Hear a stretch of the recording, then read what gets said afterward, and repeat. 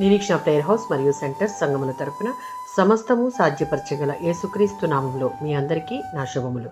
ఈరోజు దేవుని మాట సామెతల గ్రంథం 16వ అధ్యాయం 3వ వచనం. నీ పనుల భారము యెహోవా మీద ఉంచము, నీ ఉద్దేశములు సఫలమగును. ఈ అధ్యాయం ప్రధానంగా మనుషుని ఆలోచనలు, ప్రణాళికలు, నిర్ణయాలపై దేవుని యొక్క అధికారాన్ని తెలియజేస్తూ ఉంది. రాజైన సొలొమోను ఈ అధ్యాయంలో మనిషి తన జీవితాన్ని దేవుని చేతిలో ఉంచినప్పుడు కలిగే ఆశీర్వాదాలను గురించి బోధిస్తూ ఉన్నాడు.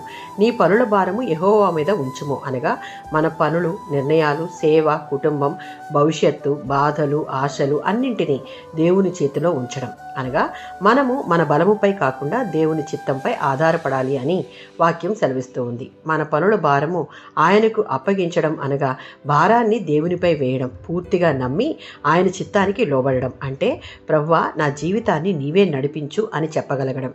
దేవుని ఉద్దేశములు సఫలమగును అనగా దేవుని చిత్తంలో చేసిన ప్రణాళికలు నిలకడగా ఉంటాయి. దేవుడు దారి చూపిన పని ఆశీర్వదించబడుతుంది. 37వ సంకీర్తన 5వ చరణం. నీ మార్గం యెహోవాకు అప్పగింపుము, ఆయనను నమ్ముకొనుము, ఆయన నీకు కార్యసిద్ధి కలుగజేయును. మన జీవితాన్ని ఆయనకు అప్పగించి ఆయన చేసే కార్యమును నమ్మితే అదే మనకు ఆశీర్వాదకరం. సామెతల గ్రంథం 3వ అధ్యాయం 5-6 వచనాలలో మన సొంత బుద్ధిని ఆధారం చేసుకొనక పూర్ణ హృదయముతో దేవునిని నమ్మేవారంగా ఉండాలి. దేవునిని మన జీవితానికి యజమానిగా చేసుకుని మన ప్రతి పనిని దేవునికి అప్పగిస్తే మనం కలిగి ఉన్న ప్రణాళికల కంటే ఉన్నతమైన ఆశీర్వాదకరమైన ఉద్దేశాలు మన జీవితాలలో నెరవేర్చి ఆశీర్వదిస్తాడు. ఆమేన్.